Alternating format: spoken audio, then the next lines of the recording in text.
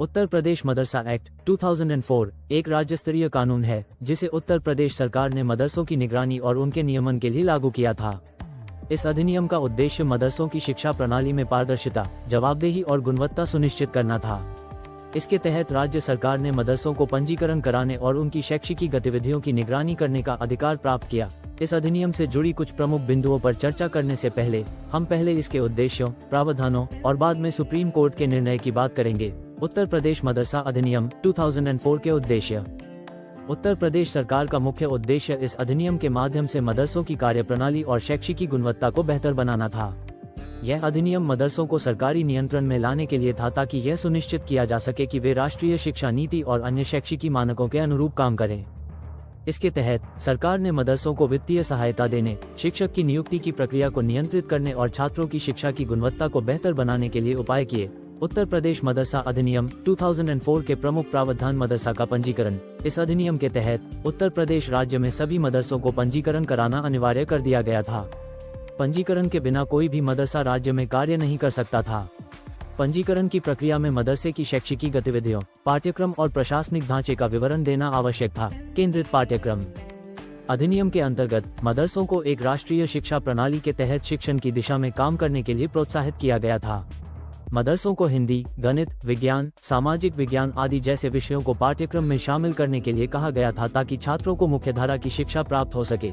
शिक्षकों की योग्यता। इस अधिनियम के अंतर्गत मदरसों में नियुक्त होने वाले शिक्षकों के लिए योग्यता और मानक तय किए गए थे। इससे ये सुनिश्चित करने की कोशिश की गई थी कि मदरसा शिक्षक उच्च शैक्षिकी गुणवत्ता के हों और वे बच्चों को प्रभावी ढंग से शिक्षा प्रदान कर सकें। राज्य सरकार से वित्तीय सहायता। पंजीकरण के बाद राज्य सरकार ने उन मदरसों को वित्तीय सहायता प्रदान करने की प्रक्रिया शुरू की जो सरकार के मानकों को पूरा करते थे।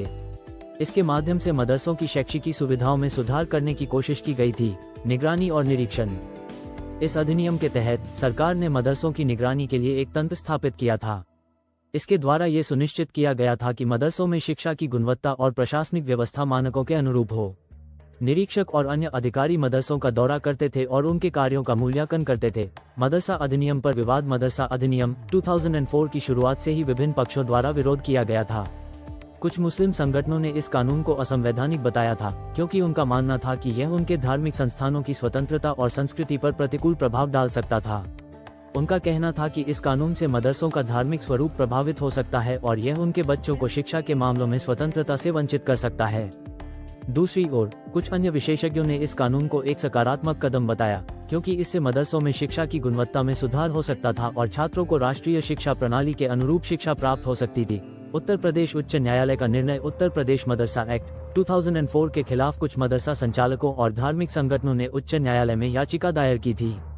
उनका कहना था कि यह अधिनियम धार्मिक स्वतंत्रता का उल्लंघन करता है और मदरसों को सरकार के नियंत्रण में लाने का प्रयास धार्मिक मामलों में हस्तक्षेप के समान है। मुख्य दावे और तर्क। धार्मिक स्वतंत्रता का उल्लंघन। याचिकाकर्ताओं का तर्क था कि यह अधिनियम संविधान द्वारा प्रदत्त धार्मिक स्वतंत्रता के अधिकार का उल्लंघन करता है। उनका कहना था कि मदरसा धार्मिक शिक्षाएं देने के लिए स्थापित होते हैं और इनका संचालन धार्मिक दृष्टिकोण से किया जाता है, इसलिए सरकार को इसमें हस्तक्षेप करने का अधिकार नहीं है। राज्य का हस्तक्षेप। उन्होंने ये भी कहा कि राज्य का ये हस्तक्षेप धार्मिक मामलों में अनावश्यक है और इससे मदरसों की स्वायत्तता पर प्रतिकूल असर पड़ेगा। समानता का उल्लंघन। कुछ याचिकाकर्ताओं ने ये भी कहा कि यह अधिनियम समानता के सिद्धांत का उल्लंघन करता है क्योंकि यह केवल मदरसों पर लागू है जबकि अन्य धार्मिक शिक्षा संस्थान जैसे मंदिरों में चलने वाले स्कूल इसके दायरे में नहीं आते। उच्च न्यायालय का निर्णय। उत्तर प्रदेश उच्च न्यायालय ने इस मामले में महत्वपूर्ण फैसला सुनाया। न्यायालय ने यह माना कि राज्य का ये प्रयास मदरसा शिक्षा के स्तर को सुधारने और उसे मुख्यधारा के शिक्षा तंत्र के साथ जोड़ने के लिए था। अदालत ने यह भी कहा कि मदरसों के लिए निर्धारित मानक और शिक्षा नीति का पालन करना किसी भी संस्थान का कर्तव्य है, चाहे वह धार्मिक हो या गैर धार्मिक। न्यायालय ने यह भी स्पष्ट किया कि राज्य सरकार को यह अधिकार है कि वह मदरसों में शिक्षा के स्तर को सुधारने के लिए आवश्यक कदम उठाए। हालांकि न्यायालय ने यह सुनिश्चित किया कि धार्मिक स्वतंत्रता और संस्थानों की स्वायत्तता का उल्लंघन नहीं होना चाहिए। राज्य सरकार को यह निर्देश दिया गया कि मदरसों के लिए निर्धारित मानक और मान्यता प्रक्रिया को लागू करते समय धार्मिक स्वतंत्रता का सम्मान किया जाए और इस प्रक्रिया में किसी प्रकार का भेदभाव न हो। इसके अलावा उच्च न्यायालय ने मदरसों के पंजीकरण और निरीक्षण की प्रक्रिया को संवैधानिक रूप से उचित ठहराया, लेकिन ये भी कहा कि इस प्रक्रिया को पारदर्शी और निष्पक्ष बनाना जरूरी है। न्यायालय ने सरकार से ये भी कहा कि मदरसों को मान्यता देने के मामले में कोई मनमानी न हो और सभी मदरसों को समान अवसर दिए जाएं। न्यायालय के आदेश के प्रभाव उच्च न्यायालय के इस निर्णय ने उत्तर प्रदेश सरकार को यह निर्देश दिया कि वह मदरसों के लिए निर्धारित मानकों को लागू करते समय धार्मिक स्वतंत्रता का ध्यान रखें। इसके साथ ही न्यायालय ने राज्य सरकार से ये भी अपेक्षाएं की कि वह मदरसों के लिए पर्याप्त संसाधन और प्रशिक्षण सुनिश्चित करे, ताकि वे नई शिक्षा प्रणाली के तहत अपने काम को बेहतर तरीके से कर सकें। इसके अतिरिक्त यह निर्णय मदरसों के लिए एक महत्वपूर्ण मार्गदर्शन के रूप में कार्य करता है कि वे धार्मिक शिक्षा के साथ साथ आधुनिक शिक्षा प्रणाली को भी अपनाएं। इससे मदरसों को सरकारी सहायता प्राप्त करने का रास्ता खुला और वे अधिक संगठित तथा मान्यता प्राप्त हो सके। निष्कर्ष, उत्तर प्रदेश मदरसा एक्ट 2004 का उद्देश्य मदरसों में शिक्षा का स्तर सुधारना और उन्हें सरकारी मानकों के अनुरूप लाना था। उच्च न्यायालय ने इस अधिनियम को संवैधानिक रूप से उचित ठहराया, लेकिन इसके साथ ही यह भी सुनिश्चित किया कि मदरसों की धार्मिक स्वतंत्रता का उल्लंघन न हो। अदालत ने यह आदेश भी दिया कि राज्य सरकार को मदरसों के पंजीकरण और निरीक्षण प्रक्रिया को पारदर्शी और निष्पक्ष बनाना होगा। इस निर्णय ने ये स्पष्ट कर दिया कि राज्य सरकार को धार्मिक संस्थानों की स्वायत्तता का सम्मान करते हुए उनके संचालन में सुधार लाने के लिए कदम उठाने का अधिकार है। न्यायालय ने राज्य और मदरसों के बीच संतुलन बनाए रखने का प्रयास किया ताकि शिक्षा के स्तर में सुधार हो सके, लेकिन धार्मिक स्वतंत्रता पर कोई आघात न पहुंचे। सुप्रीम कोर्ट का हालिया निर्णय हाल ही में उत्तर प्रदेश मदरसा अधिनियम 2004 को लेकर सुप्रीम कोर्ट में एक महत्वपूर्ण मामला आया था। यह मामला उस समय की चर्चा में आया जब कुछ मदरसों ने इस अधिनियम की वैधता को चुनौती दी थी। इन मदरसों का कहना था कि यह अधिनियम उनकी धार्मिक स्वतंत्रता और प्रबंधकीय स्वायत्तता का उल्लंघन करता है।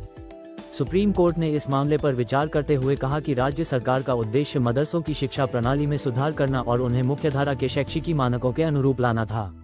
कोर्ट ने ये भी माना कि धार्मिक स्वतंत्रता का उल्लंघन केवल तब माना जा सकता है जब कोई कानून सीधे तौर पर धार्मिक गतिविधियों में हस्तक्षेप करता हो, जबकि इस मामले में सरकार का उद्देश्य सिर्फ शिक्षा के मानकों को बेहतर बनाना था, न कि किसी धार्मिक गतिविधि में हस्तक्षेप करना। कोर्ट ने कहा कि राज्य का कर्तव्य है कि वह अपने नागरिकों को गुणवत्तापूर्ण शिक्षा प्रदान करे, और यदि मदरसा शिक्षा से जुड़े संस्थान इस प्रक्रिया में शामिल होते हैं तो यह उनके बच्चों के भविष्य के लिए लाभकारी होगा। इसके साथ ही सुप्रीम कोर्ट ने यह भी स्पष्ट किया कि मदरसा अधिनियम के तहत प्राप्त वित्तीय सहायता और अन्य सुविधाएं मदरसों के शैक्षिकी ढांचे को मजबूत करने के लिए हैं, न कि उन्हें किसी प्रकार से धार्मिक दृष्टिकोण से प्रभावित करने के लिए। सुप्रीम कोर्ट का फैसला। सुप्रीम कोर्ट ने राज्य सरकार को आदेश दिया कि वह मदरसों के लिए प्रावधानों का पालन करते हुए उनकी गतिविधियों की निगरानी करना जारी रखे।